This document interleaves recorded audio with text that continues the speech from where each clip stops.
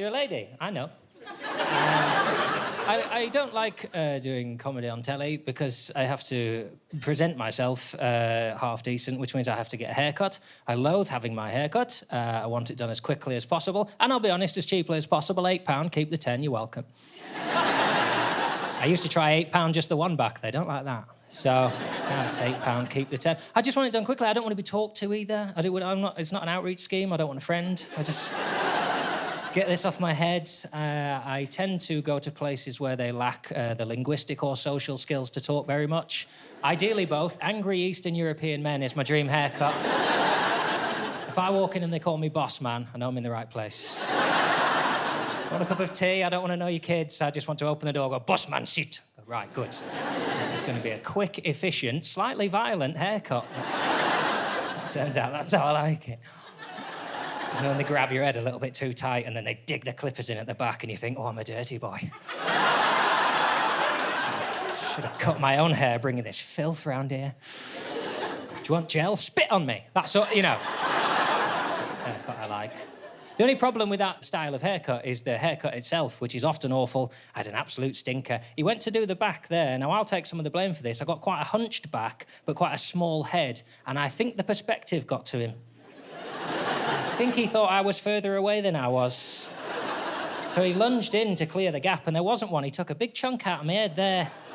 Now, that's not where you start the back of your head, is it? But he didn't apologise. He just carried on, levelling it out like that. With such confidence, I thought I must have asked him to do that. I'm sure I'd remember if I said, I'd just like a tidy up, please, but I do like to look bald in a hat. If you could sort that out for me at the end, please. I'd like my hair to be a surprise when I get to parties. It's all under there. I'm not particularly bothered. My wife got very upset. She said, look, next time you go, I'm going to book you into somewhere better. So she booked me into a swanky establishment. There was a problem from the beginning. That guy come out with the gown they put round you and he swooshed it all flamboyant like that. I thought, that's cost me a fucking £5 already, that. 6 months at gown tossing college to be taught that, isn't it? I never saw him again either. He didn't cut my hair. That's his job. Full-time gown tosser in this establishment. Back in his cupboard, waiting for the next one, all excited. The gown settled down around me. It wasn't an ordinary barber's gown. It was mostly that sort of black plasticky stuff. There was a circle of it there, perfect circle, cut out of the gown and replaced with a clear plastic sheeting. Like a little porthole to my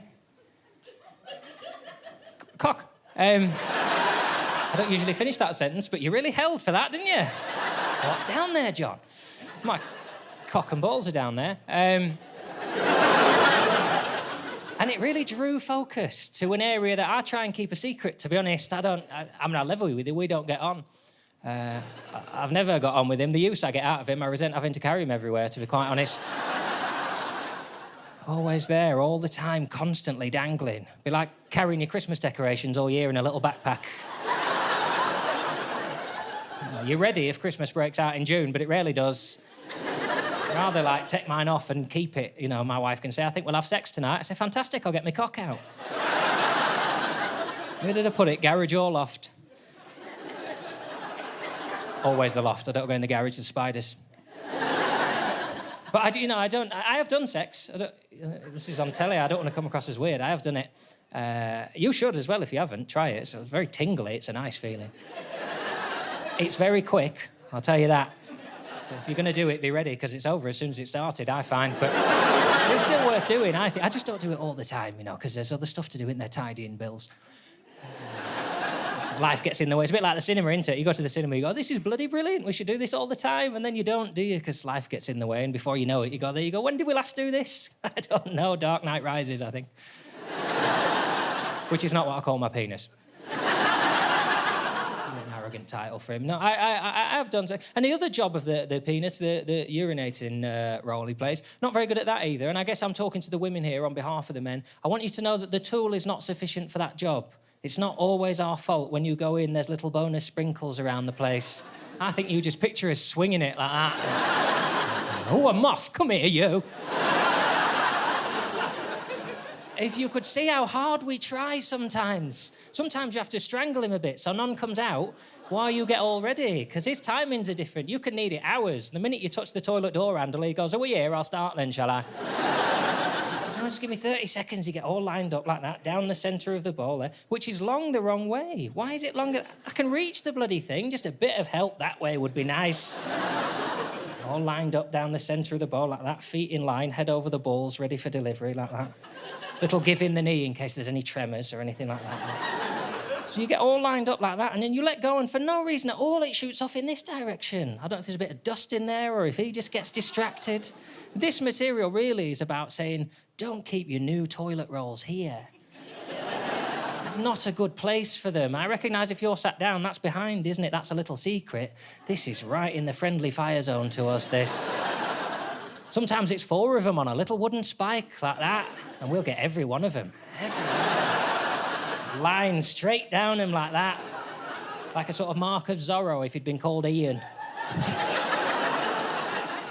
Mortifying. You can't tell the person if that happens. If you're in someone else's house, there's no way of wording that without it sounding deliberate. When you go downstairs, they say, oh, John, your coffee's on the side. Fantastic. Quick one. I just pissed on all your toilet rolls. It sounds like you've gone looking for him, doesn't it? Yeah. I found them ones you had in the cupboard. That was cheeky. I tell you this because you need to know. I do this. I assume most men do it. I just turn them round like that.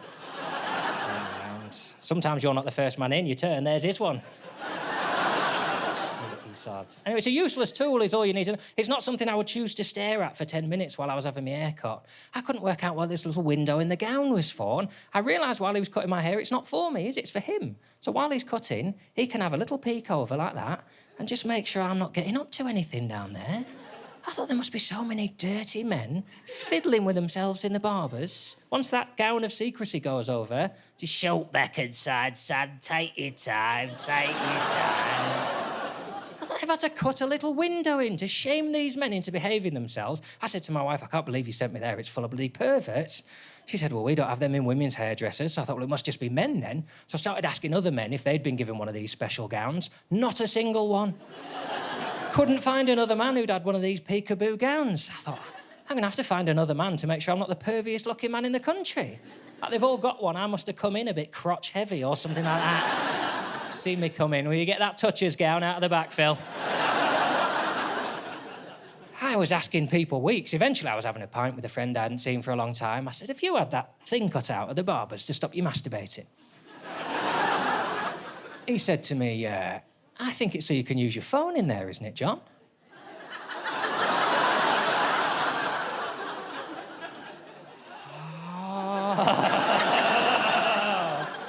Oh, yeah, it is, yeah.